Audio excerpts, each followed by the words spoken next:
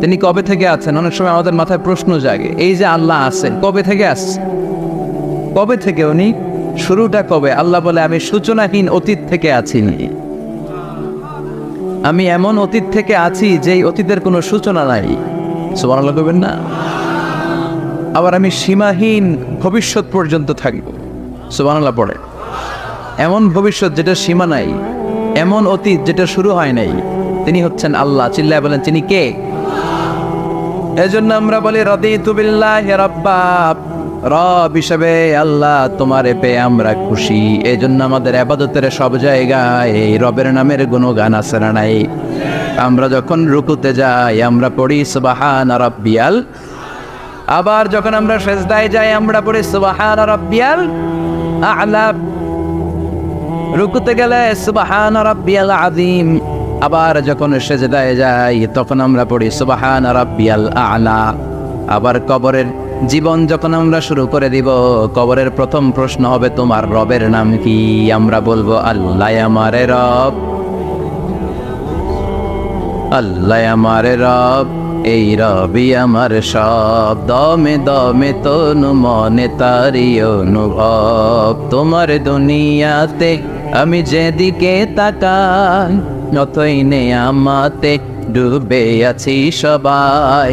পাক পাখালির গানে শুনি তসবিহ কলো রব, তসবিহ কলো রব, আল্লাহ আমারে রব, এই রবি আমার সব। সুবহানাল্লাহ, কি অসাধারণ কথামালা! আল্লাহ আমার রব, এই রবি আমার সব।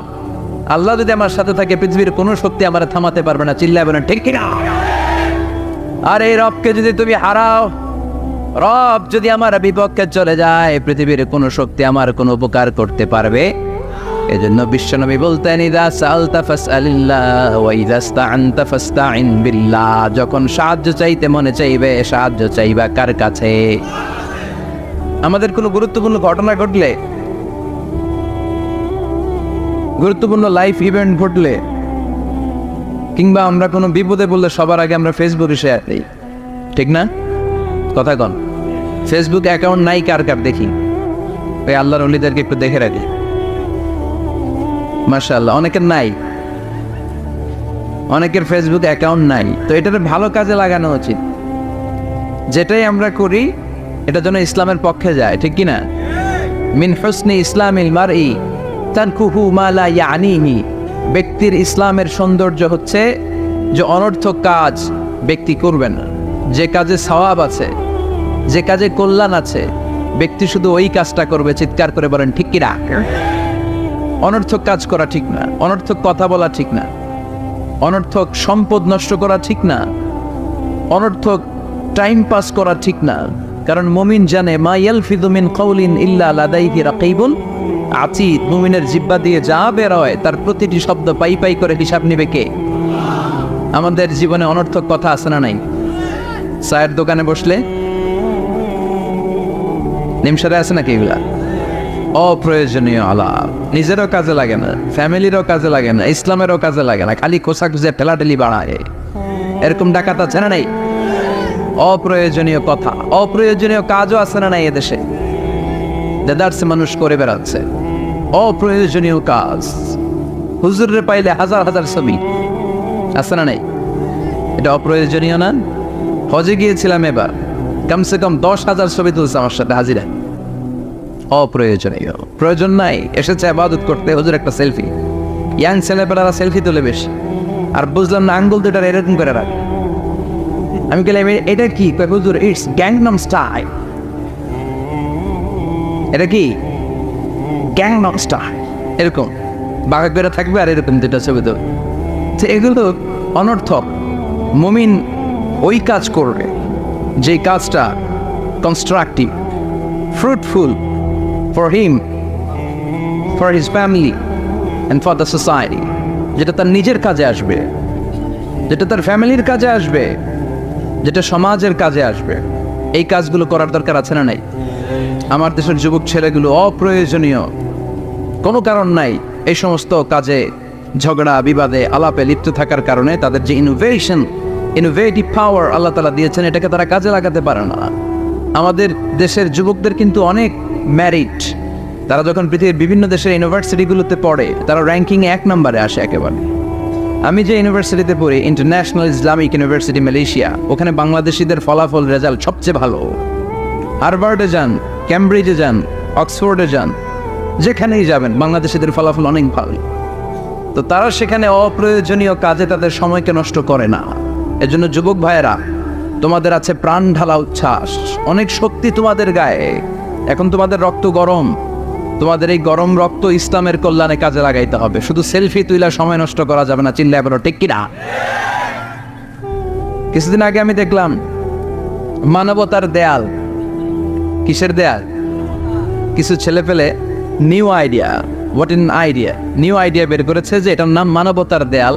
খুব সম্ভবত মসজিদের এক ওয়ালের মধ্যে তারা লিখেছে মানবতার দেয়াল, আর কিছু হ্যাঙ্গার টানিয়ে রেখেছে, আর বলেছে যেটা অপ্রয়োজনীয় রেখে যান, আর যেটা আপনার লাগবে নিয়ে যান। এই যে শীত, প্রচণ্ড শীতে অনেকের জ্যাকেট নাই, আমাদের কয়েকটা করে জ্যাকেট, জাম্পার, সোয়েটার, চাদর, মাফলার, অনেকের একটাও নাই, আছে না নাই? তারা দেয়ালের নাম দিয়েছে মানবতার দেয়াল। এখানে আপনার অতিরিক্ত পুরান জ্যাকেট থাকলে রেখে যান। তো অনেকে পুরান জ্যাকেট, মাফলার, চাদর ওখানে ঝুলিয়ে রেখে গিয়েছে, আবার লিখে দিয়েছে যার লাগবে তিনি নিয়ে যান। যার মাফলার নাই, যার জ্যাকেট নাই, চাদর নাই, তারা এসে নিয়ে যাচ্ছে। এটা একটা সুন্দর আইডিয়া না? তো চায়ের দোকানে ছেলেপেলেগুলো যদি মারামারি করতো, অপরাজনীতি করতো, গুতাগুতি করতো, কিলাকিলি করতো, তাহলে মাথা থেকে এই আইডিয়াগুলো বেরোতো? কথা বলেন। Human capacity is amazing. কি পরিমাণে আল্লাহ তাআলা যে আমাদেরকে ক্যাপাসিটি দিয়েছে, আমাদেরকে যে কত প্রিভিলেজ আল্লাহ তাআলা আমাদেরকে দিয়েছে আমরা জানিই না।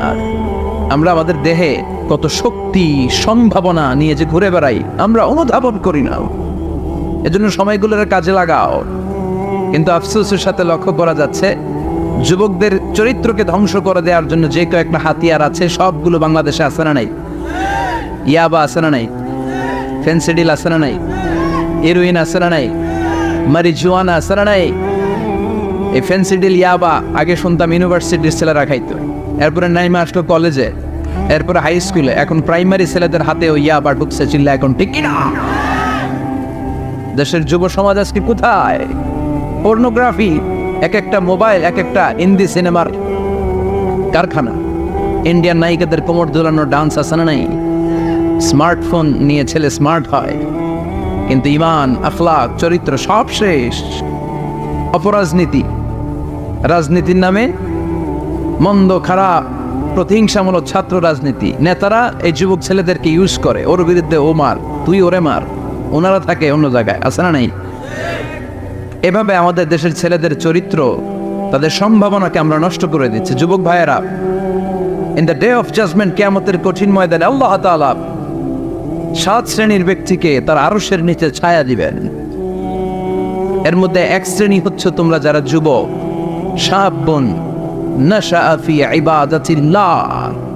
ওই যুবক যারা তাদের যৌবনে, তাদের সময়টা, তাদের দিন, তাদের রাত তারা আল্লাহর ইবাদতে কাটিয়েছে। সুবহানাল্লাহ পড়েন। 7 শ্রেণীর মধ্যে 2টা শ্রেণী হলো যুবক। একটা হলো যৌবন সময়ে যারা আল্লাহর ইবাদতে রাত কাটায়, সময় কাটায়। আর দ্বিতীয় ওই যুবক, যে যুবককে কোনো নারী অন্যায় কাজের, অন্যায় প্রেম করার পরকীয়ার অফার দেয়, ওই অফারকে ক্যান্সেল করে ওই যুবক বলে ইন্নী আখাফুল্লাহ, আমি এই পরকীয়ার দিকে যেতে পারি না, কারণ আমার অন্তরে ভয় আছে একজনের, তিনি কে? যাদের হৃদয়ে আছে আল্লাহর ভয়, তারা কবু পথ ভুলে যায় না। আল্লাহর প্রেম ছাড়া এই দুনিয়া কারো কাছে কোনো কিছু চায় না, ঠিক কি না? রাতের আধারে যারা সেজদাতে রয়, দু চোখের স্রোতে নদী যেন বয়। আল্লাহু আকবার। তো তাহাজ্জুদ পড়বে কখন? ফজরে তো পড়তে পারে না, আছে না নাই? রাতের আধারে যারা সেজদাতে রয়, দু চোখের স্রোতে নদী যেন বয়। ছলনার হাতছানি যতই ডাকুক, পেছনে ফিরেও সে তাকায় না। যাদের হৃদয়ে আছে আল্লাহর ভয়, তারা কবু পথ ভুলে যায় না। আল্লাহর প্রেম ছাড়াই দুনিয়ায় কারো কাছে কোনো কিছু চায় না। চিল্লায় বলেন ঠিক কিনা? তার মানে প্রথম হচ্ছে এক যুবক, যেই যুবক তার যৌবনকালের সময়টা আল্লাহর ইবাদতে কাটায়। দ্বিতীয় হলো এমন যুবক পরকীয়ার অফার পেয়ে সে বলে আমি ভয়ে পাই একজনকে, তিনি কে? এজন্য যুবক, তোমার অন্তর আল্লাহর ভয় থাকতে হবে। তোমার সময়টা এমনি কাটানো যাবে না, ইবাদতে কাটাতে হবে, ঠিক কিনা? এজন্য আমরা নামাজের পরে বলি রাদিতু বিল্লাহি রাব্বা, আল্লাহকে রব হিসেবে পেয়ে আমরা খুশি। তারপরে বলি অবিল ইসলামি দীনা, ইসলামকেও দিন হিসেবে পেয়ে আমরা খুশি না বেজার? কথা কন, খুশি না? আপনি খুশি হইলে আপনার লাভ, খুশি না হইলে আপনার লস। ইসলামের বিজয়কে সমুন্নত করবে কে? ইসলামের পতাকা পত পত করে হোয়াইট হাউসের উপরও একদিন ঝুলবে। চিল্লায় বলেন ঠিক কিনা? আল্লাহ বলেন খবরদার, ফু দিয়ে ইসলামের বাতি তোরা নিভাতে পারবি না। ইউরিদুনা লিউতফিউ নূরাল্লাহি বিআফওয়াহিহিম ওয়াল্লাহু মুতিম্মু নূরিহি ওয়ালাউ কারিহাল কাফিরুন। ইসলাম বিরোধীরা চায় মুখের ফুৎকারে ইসলামের বাতিকে নিভিয়ে দিতে। আল্লাহ বলে খবরদার, ষড়যন্ত্র করে লাভ নাই, ইসলামের বিজয় আমি নিশ্চিত করে দেব। স্যামুয়েল হ্যান্টিংটন একটা বই লিখেছে, দ্য ক্লাশেস অফ সিভিলাইজেশন।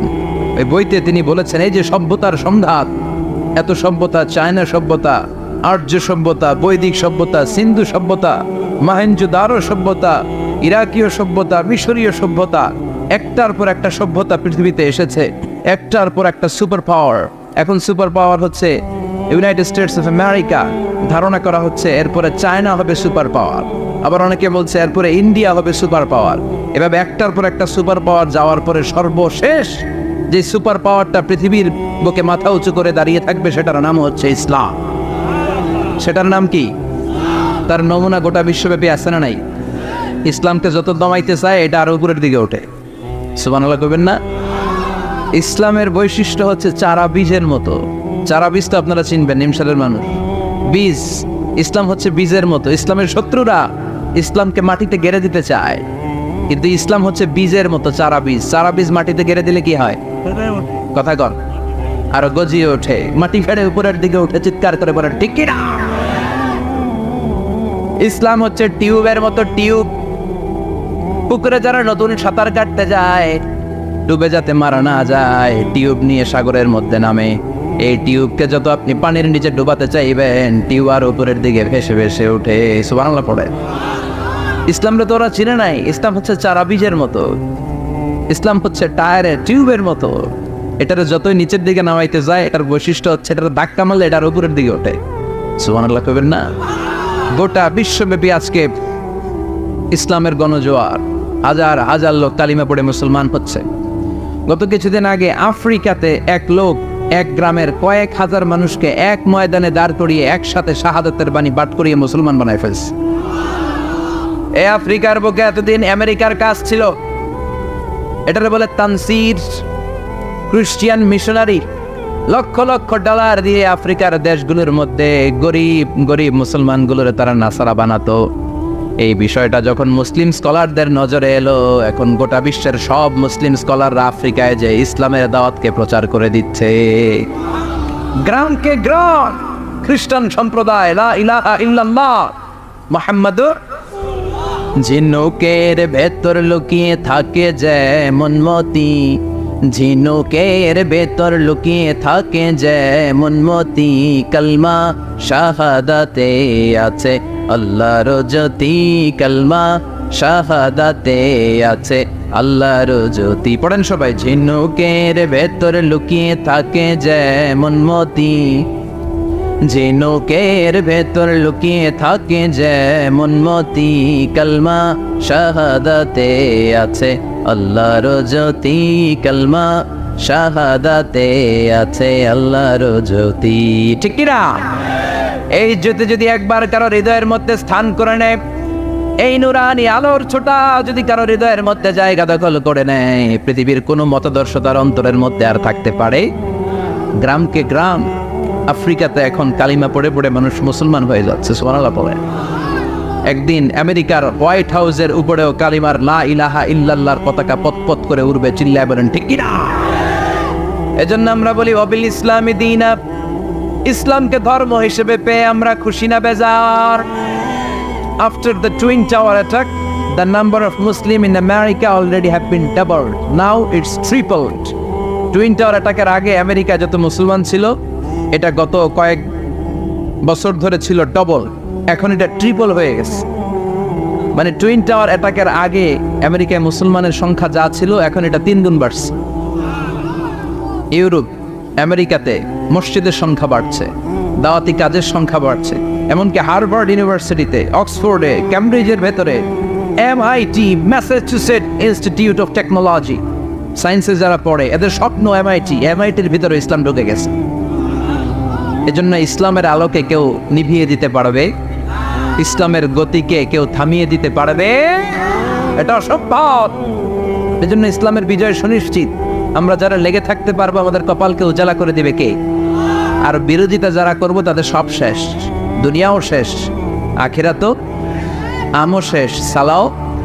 এজন্য আমরা বলি রাদিতু বিল্লাহি রাব্বা, আল্লাহ তোমার রব হিসেবে পেয়ে আমরা বড্ড খুশি। ওয়াবিল ইসলামি দীনা, ইসলামকে ধর্ম হিসেবে পেয়ে আমরা খুশি। ওয়াবি মুহাম্মাদিন রাসূলা, বিশ্ব নবীকে রাসূল হিসেবে পেয়েও আমরা খুশি না বেজার? এমন রাসূল, গোটা বিশ্বের শ্রেষ্ঠতম রাসূল, শ্রেষ্ঠতম ব্যক্তিত্ব, যার কাছ থেকে পজিটিভ কোনো জিনিস ছাড়া নেগেটিভ কোনো জিনিস প্রকাশিত হয় নাই, সব ইতিবাচক। Always come back positive, not go back negative. সবসময় পজিটিভ বলতেন, পজিটিভ ভাবতেন, পজিটিভ কাজ করতেন।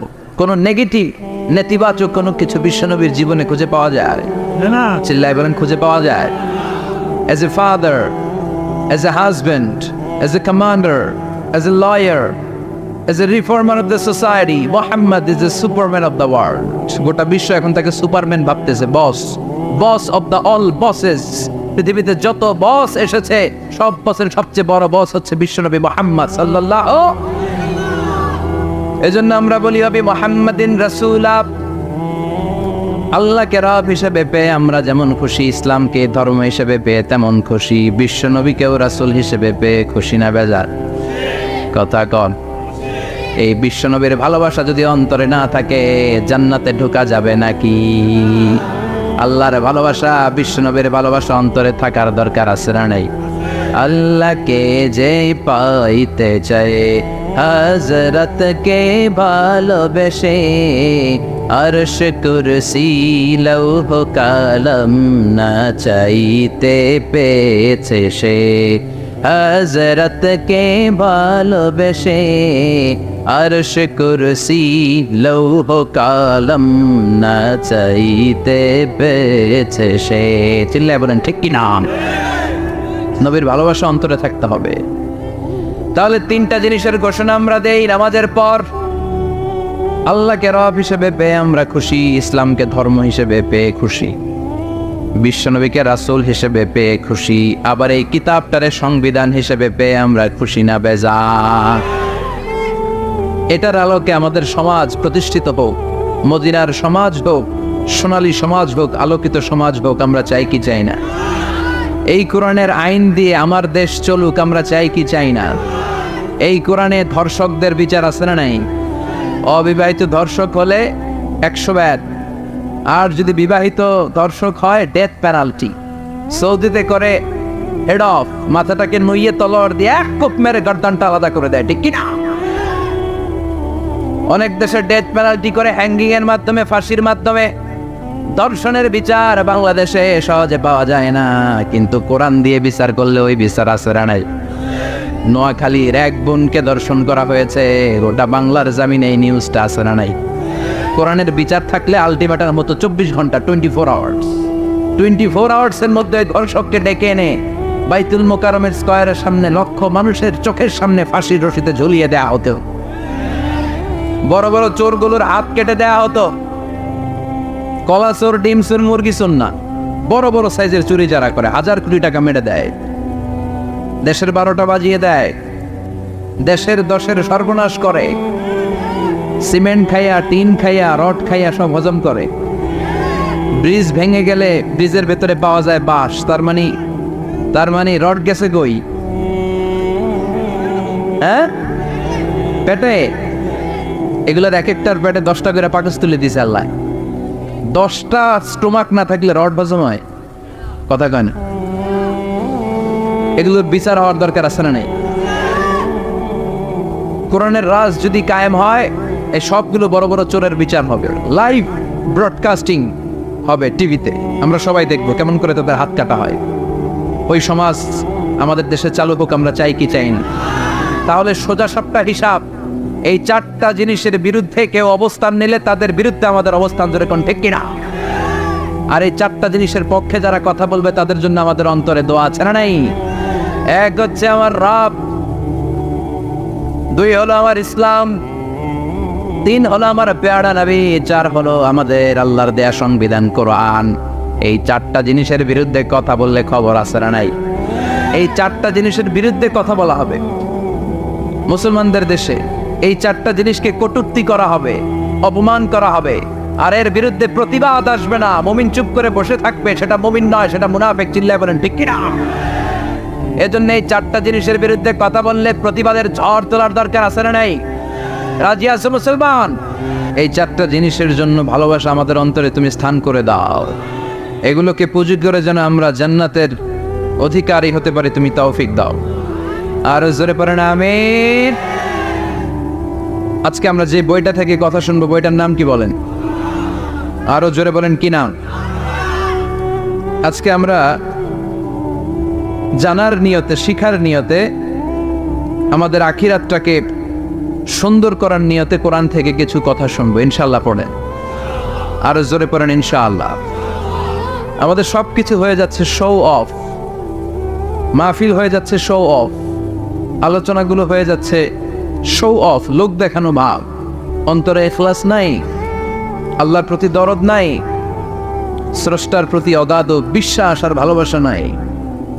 আমাদের ডে টু ডে লাইফের চিত্র যদি আমরা খেয়াল করি তাহলে দেখবো our spirituality is going down, our লিল্লাহিয়াত ইখলাস ইজ গোয়িং ডাউন। আমাদের ইখলাস যাচ্ছে নিচের দিকে, মানে কমছে, ডিক্রিজিং ডে আফটার ডে। কিন্তু our greed, our jealousy, our arrogance, আমাদের অহংকার, আমাদের ক্ষমতার প্রতি লোভ, আমাদের হিংসা, এগুলো দিন দিন উপরের দিকে যাচ্ছে। চিল্লায় এখন ঠিক কিনা? এই তাফসির মাহফিলগুলোর মূল উদ্দেশ্য হচ্ছে আমাদেরকে রাইট ট্র্যাকে নিয়ে আসা। We should come back to the right track. Train যদি লাইনচ্যুত হয়, অ্যাক্সিডেন্টের সম্ভাবনা আছে না নাই? লাইনচ্যুত হয়ে গেলে রেল কর্তৃপক্ষ এটাকে এসে আবার লাইনে তুলে দেয়, ঠিক কিনা? আমরা শয়তানের ওয়াসওয়াসাতে প্রায় লাইনচ্যুত হয়ে যায়। এই তাফসির মাহফিলগুলোর উদ্দেশ্য হচ্ছে আমাদেরকে আবার লাইনে তুলে দেয়া। আলহামদুলিল্লাহ কম। এই জন্য সময় নষ্ট করে, যে সময় ব্যয় করে যে আমরা এসেছি, আসলে আমরা শুরুতেই নিয়তটাকে খালেস করে নেই, যে আজকে আমরা যা শুনবো আমলের নিয়তে শুনবো, ইখলাসের সাথে শুনবো, নিজেকে পরিবর্তন করার জন্য শুনবো, আমার আখিরাতটাকে, আমার জান্নাতটাকে সুন্দর করার জন্য শুনবো। আসলে আমরা সরাসরি কোরআন থেকে শুনি, কেননা কোরআন থেকে কথা শুনলেই বরকত, কোরআন থেকে কথা শুনলে জীবন আলোকিত হয়। জীবনটা আলোকিত করে দেয় কে? কারণ সব সমস্যার সমাধান দিতে পারে। সমাধান চাও যদি জীবনে, মরণে ফিরে যাও, খুঁজে নাও, চোখ রাখো কোরআনে। চোখ রাখবেন কোথায়? না টিভির পর্দায়? কোথায়? সমাধান চাও যদি জীবনে, মরণে ফিরে যাও, খুঁজে নাও, চোখ রাখো কোরআনে। If you want the solution this dunya and akhirah, go back, have a look to the holy Quran. Subhanallah পড়েন। সমাধান চান তো go back, sit down and have a look to the Quran. আপনার জীবনের সব সমস্যার সমাধান কোরআনের ভেতরে আছে না নাই? সেই কোরআন থেকে আমরা কথা শুনবো। আমি আমার খুতবার শুরুতে সূরাতু আল কারিয়ার প্রথম 3টি আয়াত তেলাওয়াত করেছি।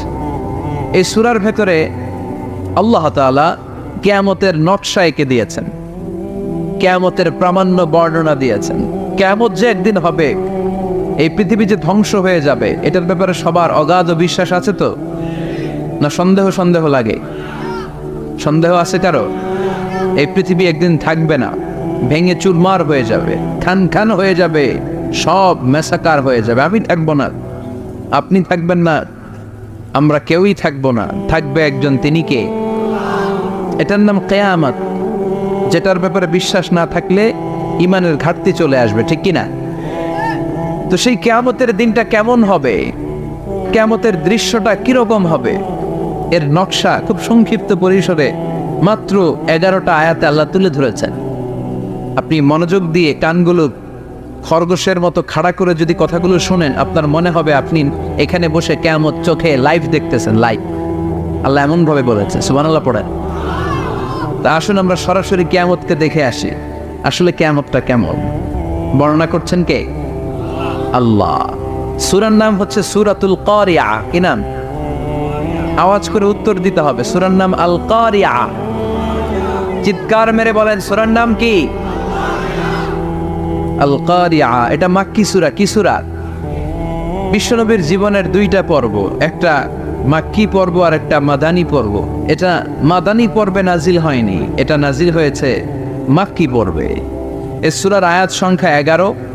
এটা কোরআনের 101 নম্বর সূরা।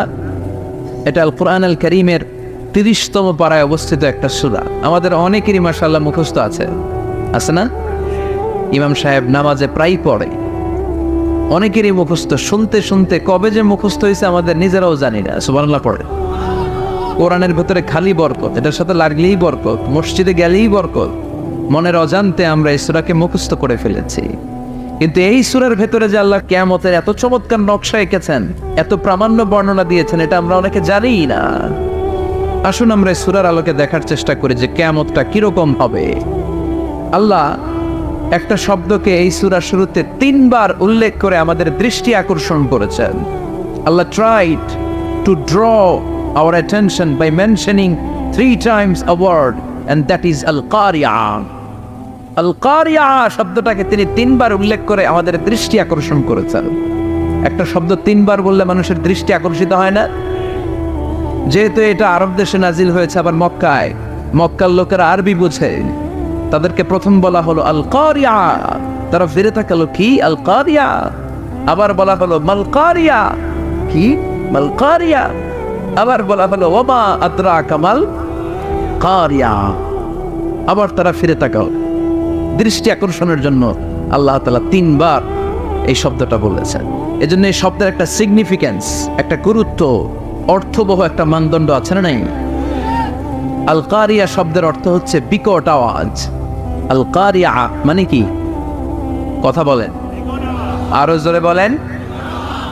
বিকট আওয়াজ।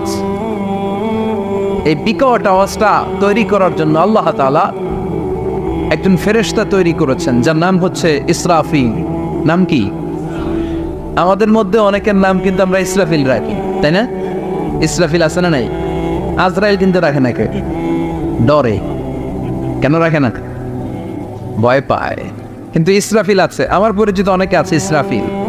তো এই ফেরেশতার পা হচ্ছে জমিনের নিচে, মাথা হচ্ছে আকাশের উপরে।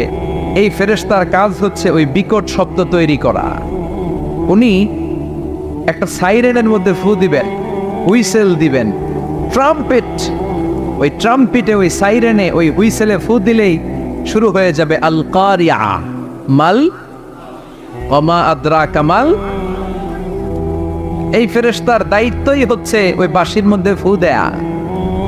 হুইসেল, সাইরেন, ট্রাম্পেট, আরবিতে এটাকে বলা হয় আসসুর। ইদা নুফিখা ফিস সূরি নাফখা ওয়াহিদা। যখন তিনি ওই সিংহে একটা ফু দিবেন, সব লন্ডভন্ড হয়ে যাবে, কিচ্ছু খুঁজে পাওয়া যাবে না। আল্লাহ ওনাকে তৈরি করেছেন শুধু এই হুইসেলের মধ্যে, বাঁশির মধ্যে 3টা ফু দেওয়ার জন্য। কয়টা? উনি সৃষ্টির শুরু থেকেই এই বাঁশিটাকে 2 ঠোঁটের মাঝখানে রেখে আল্লাহর আরশের দিকে তাকিয়ে আছে, and just waiting for the green signal. আল্লাহর পক্ষ থেকে সবুজ সংকেতের অপেক্ষায়। যখনই আল্লাহর অর্ডার করবে তখনই শুরু হয়ে যাবে আল কারিয়া। মাল ওমা আদরাকা মাল। সৃষ্টির শুরু থেকেই ইসরাফিল ফেরেশতা বিশাল সিংহাটাকে দুই ঠোঁটের মাঝখানে করে আরশের দিকে তাকিয়ে আছে, কখন আল্লাহ অর্ডার দিবে। অর্ডার দিতে দেরি, ফুৎকার দিতে দেরি নাই, ঠিক কিনা? বিকট আওয়াজ, গগন বিদারী শব্দ, প্রচন্ড একটা সাউন্ড, জাইগান্টিক সাউন্ড, যে আওয়াজ, যে শব্দ কেউ শুনে নাই। এজন্য আল্লাহ বললেন, আল কারিআতু মাল কারিআতু ওয়া মা আদরাকা মাল কারিয়া। সে আওয়াজটা ভয়ঙ্কর আওয়াজ। এটা বজ্রপাতের মতো না, এটা ট্রাকের টায়ার পাংচার হলে যে আওয়াজ হয় ওই আওয়াজের মতো না, গ্যাসের সিলিন্ডার ব্রাস্ট হয়ে গেলে যে আওয়াজ হয় ওই আওয়াজের মতো না, প্রাইমারি স্কুলে দপ্তরে যখন ছুটির ঘন্টা বাজায় ওই আওয়াজের মতো না। ওই আওয়াজটা এমন আওয়াজ, ওই আওয়াজ পৃথিবীর কেউ শোনে নাই। সেটার নাম হচ্ছে আল কারিআ মাল ওয়া আদরাকা মাল। বিকট আওয়াজ, বিকট ভয়ঙ্কর ট্রাম্পিট। এই সাইরেনে ফু দেয়া হবে, প্রথম ফু দেওয়ার সাথে সাথেই লন্ডভন্ড হয়ে যাবে। এই ইসরাফিলকে তৈরি করা হয়েছে শুধুমাত্র কেবলমাত্র 3টা ফু দেওয়ার জন্য। চিল্লায় বলতে হবে কয়টা? এই ফেরেশতার আর কোনো কাজ নাই। তার আর কোনো কাজ আছে? ঠিক যে মুহূর্তে, এখন আমার ঘড়িতে বাজে 9:50, রাত 9:50, ঠিক এই মুহূর্তে যখন আমরা তাফসীর শুনছি, ঠিক এই মুহূর্তেও ইসরাফিল ফেরেশতা সিংহাটাকে 2 ঠোঁটের মধ্যে লাগিয়ে আল্লাহর আরশের দিকে তাকিয়ে আছে। ওই যে সৃষ্টি শুরু থেকে তাকিয়ে আছে, আজও বুঝি তাকিয়ে আছে। যখনই গ্রিন সিগন্যাল আসবে মুহূর্তেই শুরু হয়ে যাবে আল কারিআ মাল ওয়া মা আদরাকা মাল। আল্লাহ বললেন সে আওয়াজটা হবে বড্ড ভয়ঙ্কর। প্রথম ফুৎকার যখন দেয়া হবে, এটার বলে নাফখাতুল ফাজা। দুনিয়ার সব মানুষগুলো অবাক হয়ে যাবে, পুরো পৃথিবীটা কেঁপে উঠবে, পৃথিবীর বিল্ডিং গুলো দুমড়ে মুচড়ে পড়বে, পৃথিবীর বড় বড় যত পাহাড়গুলো আছে তুলার মতো বাতাসে পাহাড়গুলো তুলিত হতে থাকবে। আল্লাহু আকবার। আল্লাহ বললেন ইয়াউমা ইয়াকুনুন নাসু কাল ফারাশিল মাবথুস ওয়া তাকুনুল জিবালু কাল আহনিল মানফুশ। সেদিন মানুষগুলো বিক্ষিপ্ত পতঙ্গের মতো নিক্ষিপ্ত হবে যখন আল কারিআ, এই বিকট আওয়াজটা হবে। শুনতেছেন? মনোযোগ আছে? কথা বুঝতে সমস্যা হচ্ছে না তো? 3টা ফুৎকার। কয়টা? প্রথম ফুৎকার দেওয়ার সাথে সাথে মানুষগুলো বিক্ষিপ্ত পতঙ্গের মতো নিক্ষিপ্ত হবে। এই যে আরামসে বসে আছি, তখন আর বসে থাকা যাবে না। কে ধাক্কা খেয়ে কই চলে যাব টেরই পাওয়া যাবে না।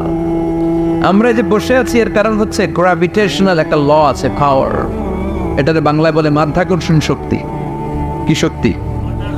কথা বলেন। কে আবিষ্কার করছে এটা? হ্যাঁ, কে? বিজ্ঞানী নিউটন, আইজাক নিউটন আবিষ্কার করেছে। আপেলকে সে নিচে পড়তে দেখে গবেষণা করে পেয়েছে গ্র্যাভিটেশনাল পাওয়ার। ওইটা থাকার কারণে পৃথিবীর সেন্টার সবকিছুকে নিচের দিকে টানে, নিজের দিকে টানে, ফলে আমরা বসে আছি। কিন্তু এই মাধ্যাকর্ষণ শক্তির বাইরে যদি আমরা আকাশে উঠে যাই, আর কিন্তু কোনো টানাটানি নাই, আপনি শূন্যে ভেসে থাকবেন।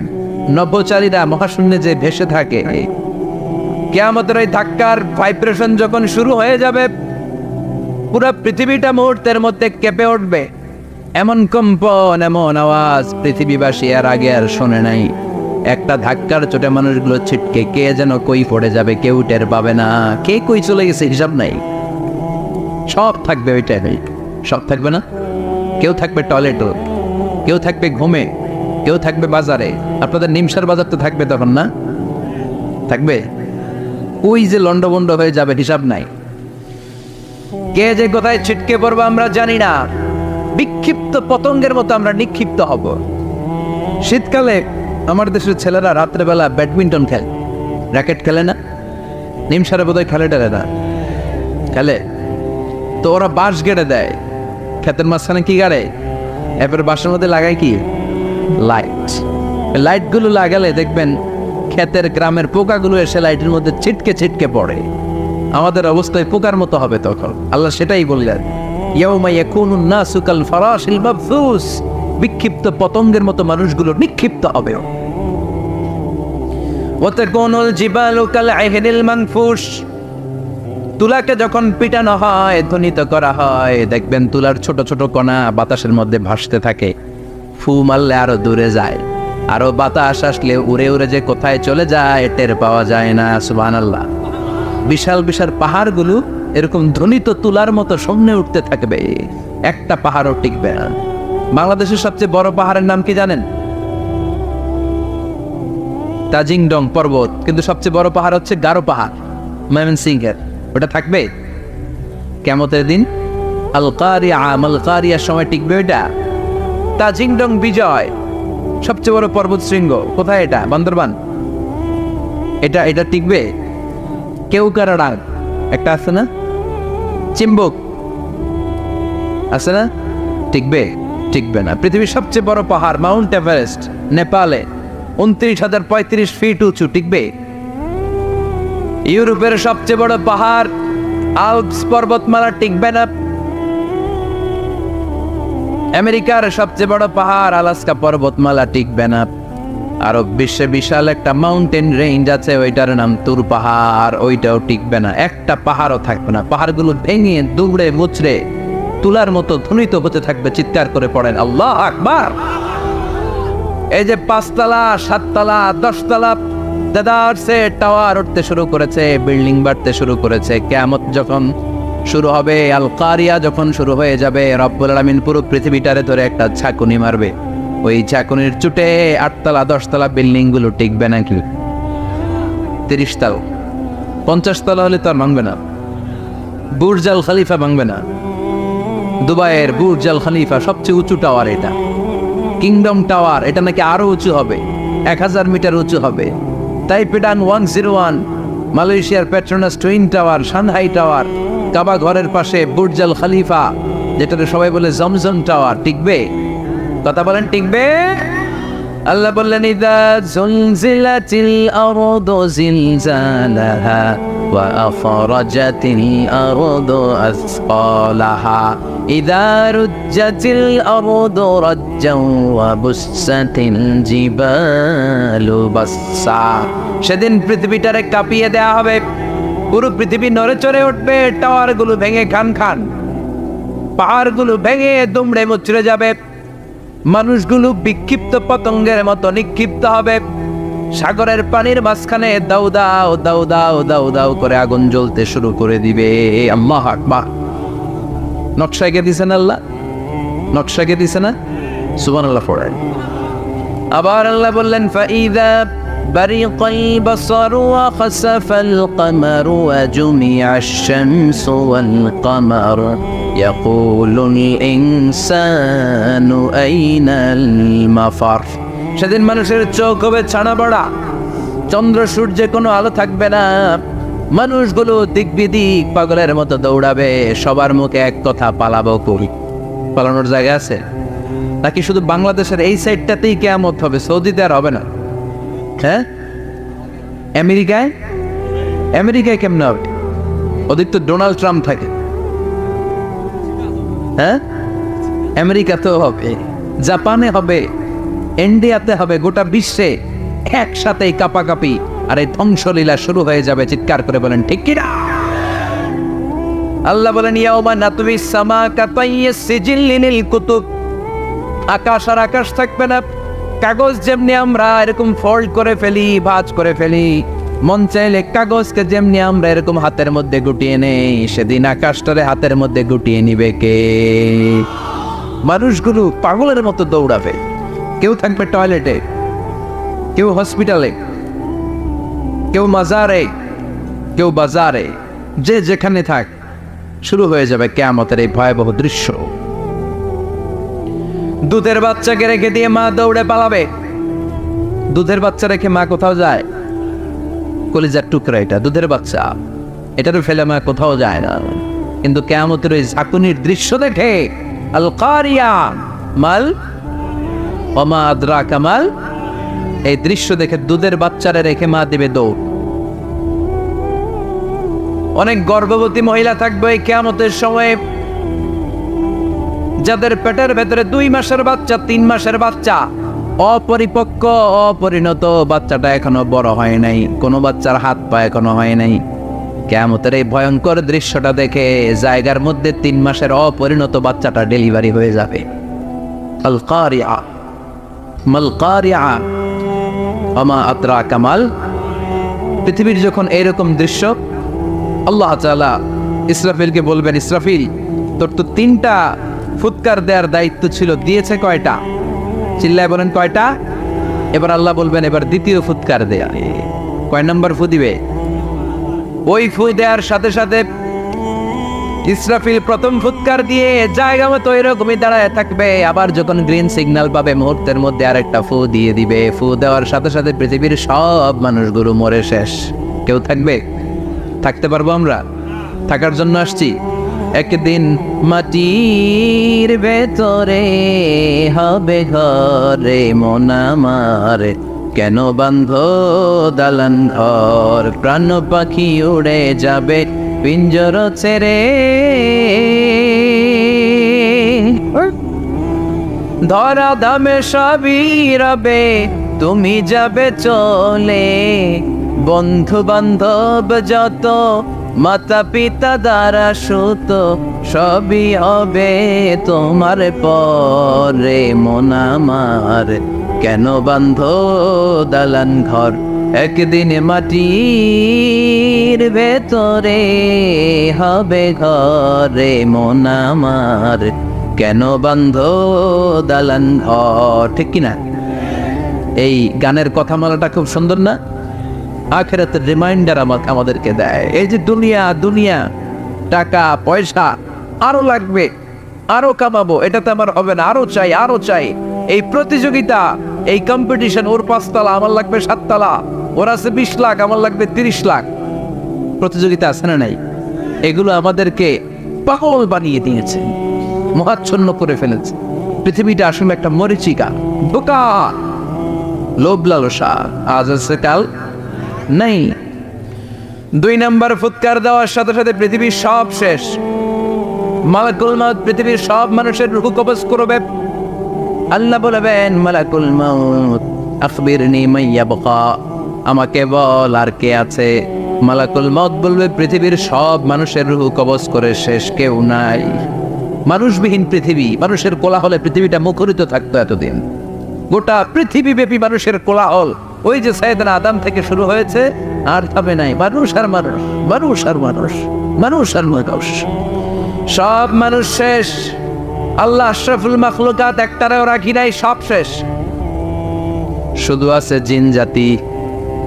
আল্লাহ বলবেন, যাও এবার জিন জাতি ধরো, জিনদের রূহ কবজ করো। মালাকুল মাউত কিন্তু জিনদের রূহ কবজ করে। ওমা খলাকতুল জিন্না ওয়াল ইনসা ইল্লা লিয়াবুদুন। জিন জাতি আর মানব জাতি, এই 2 জাতিকে আল্লাহ তাআলা তৈরি করেছে কার ইবাদতের জন্য। আমরা যেমনি নামাজ পড়ি, জিনেরাও নামাজ পড়ে। আমরা যেমনি রমাদানের রোজা রাখি, জিনেরাও রমাদানের ফরজ রোজা রাখতে হয়। আমরা যেমনি হজ করি, জিনেরাও হজ করে। আমরা যেমনি আরাফার দিনে কাঁদতে কাঁদতে আল্লাহর কাছে দোয়া করি, আল্লাহ বাইক করে, জিনেরাও পড়ে। আমরা দেখি না, এদের দেখা যায়? দেখা যায় না। জিসমুন নারিয়্য, আগুনের তৈরি ওদের দেহ। ইয়াতাশাক্কালু বিআশকালিন মুখতালিফা, বিভিন্ন কালার ধারণ করতে পারে, বিভিন্ন রং ধারণ করতে পারে। জিনের সংজ্ঞা হচ্ছে জিসমুন নারিয়ুন ইয়াতাশাক্কালু বিআশকালিন মুখতালিফা, আগুনের তৈরি এক সৃষ্টি। বিভিন্ন সূরাত তারা নিতে পারে, মানুষের সূরাত নিতে পারে, প্রাণীর সূরাত নিতে পারে। ঠিক কি না? মালাকুল মাউত জিন জাতি হত্যা করতে শুরু করবেন, রূহ কবজ করবেন। করতে করতে সব শেষ। খারাপ জিনদের সর্দার হলো ইবলিস। সব জিনদেরকে মারতে যত কষ্ট দেয়া হয়েছে, সবচেয়ে বেশি কষ্ট দিয়ে ইবলিসের রূহ কবজ করে ফেলা হবে। ইবলিস আর নাই, মানুষও নাই, জিনও নাই, পশু পাখি কিচ্ছু নাই। আল্লাহ বলবেন, ইয়া মালাকুল মাউত আখবিরনি মাইয়াবকা, অনেক দায়িত্ব পালন করেছিস তুই।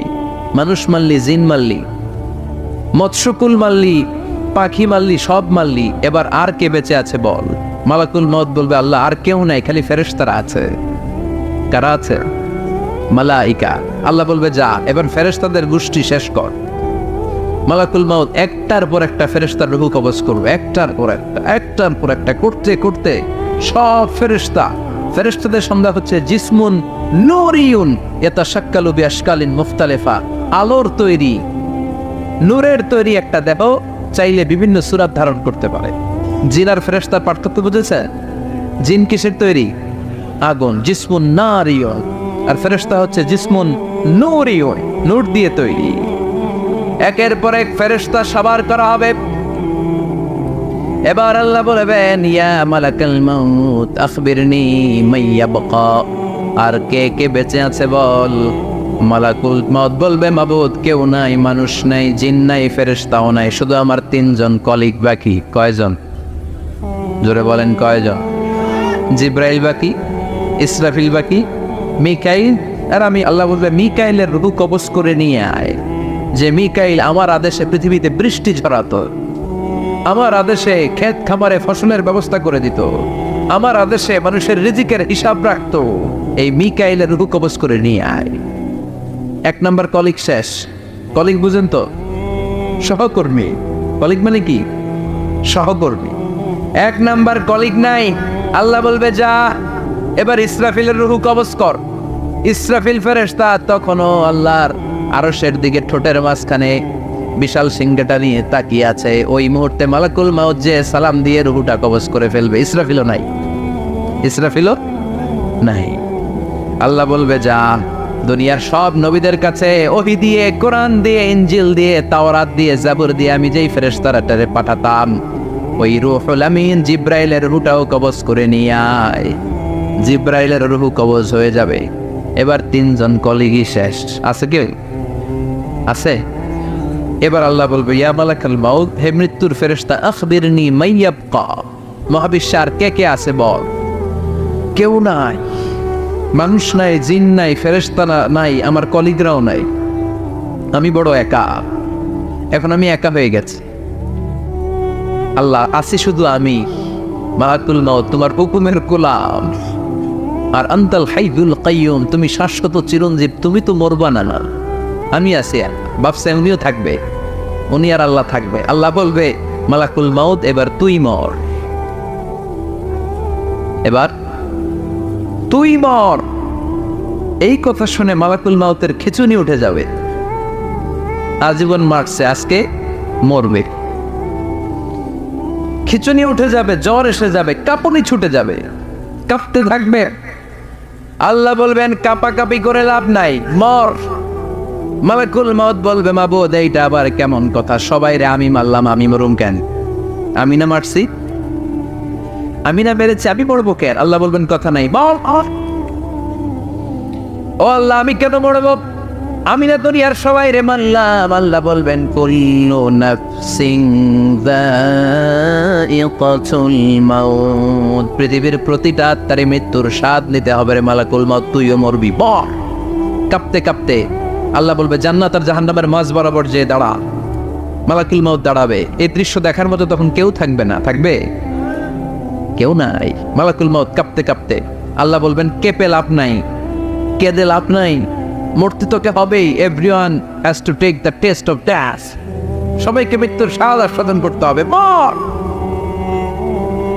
মরে যা, মুত ইয়া মালাকাল মাউত। আল্লাহ বলবেন, ও মৃত্যুর ফেরেশতা, মর, মুত ইয়া মালাকাল মাউত। বলার সাথে সাথে যে ফেরেশতার হাতে আমাদের সবার রূহ চলে গিয়েছিল, ওই ফেরেশতা চিৎকার মেরে জান্নাত এবং জাহান্নামের মাঝখানে বেহুশ হয়ে পড়ে যাবে। শেষ। মালাকুল মাউতের কিচ্ছা খতম, উনিও নাই। এবার ডানে বায়ে, সামনে পেছনে, উপরে নিচে কেউ আছে? একজন ছাড়া, তিনি কে?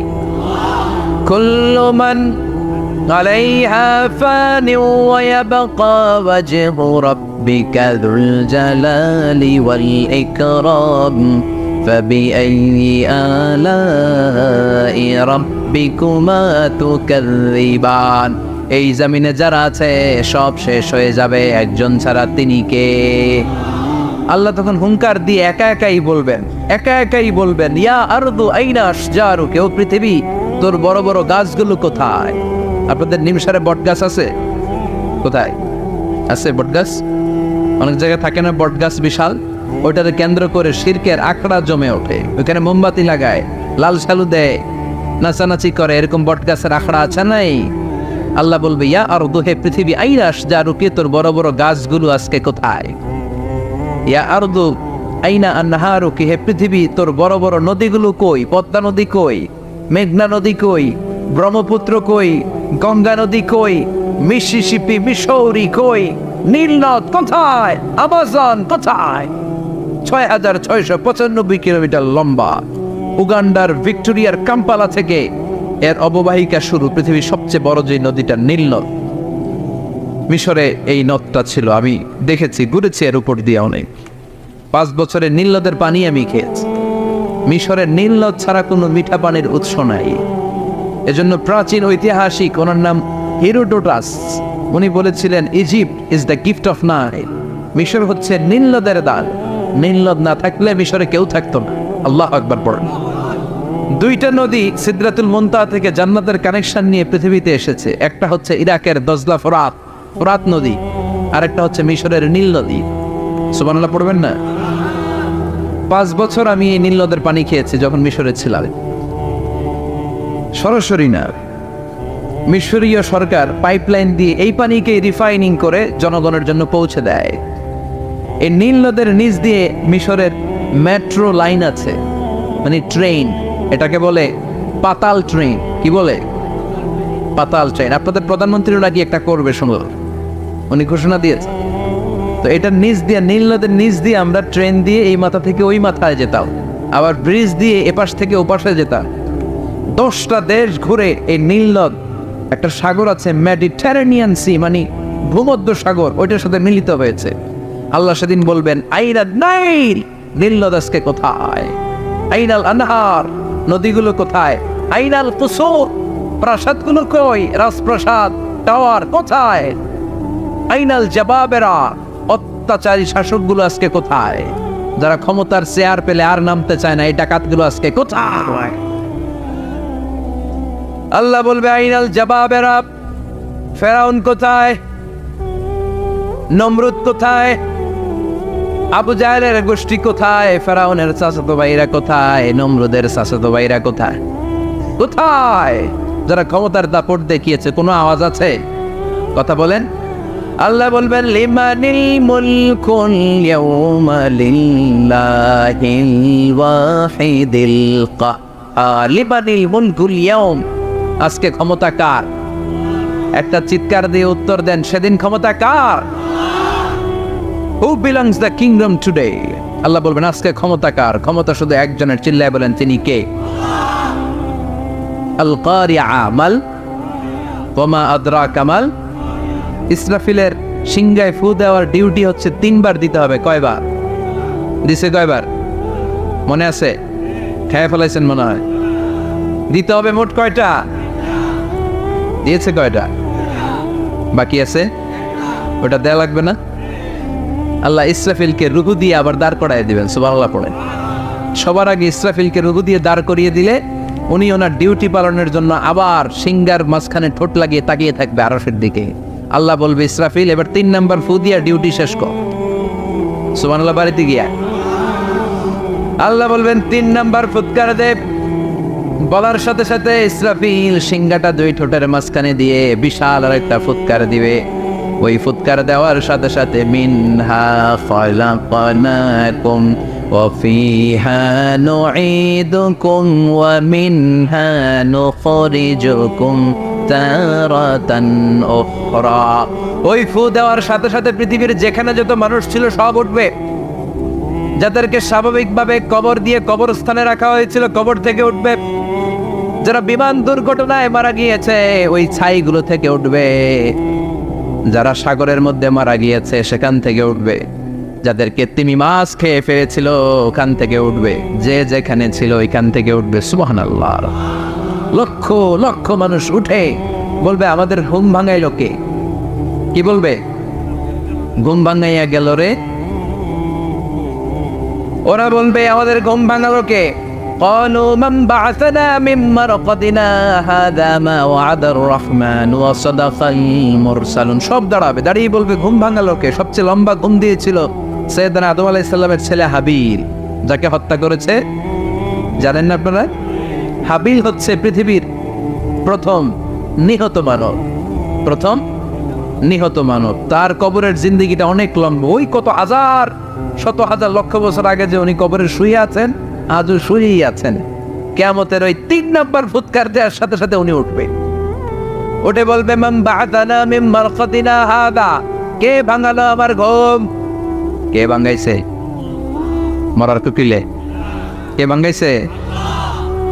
আল্লাহ ঘুম ভাঙিয়েছে। ফেরেশতারা বলবে হাদা মা ওয়া'দার রহমান, আজকে হলো ওই দিন যে দিনের প্রতিশ্রুতি রহমান দিয়েছিল, আল্লাহ দিয়েছিল এই দিনের প্রতিশ্রুতি, আর নবীরা এই দিনের কথা বর্ণনা করেছে। আজকে হবে আসল দিন, ফাইনাল খেলার দিন। কোন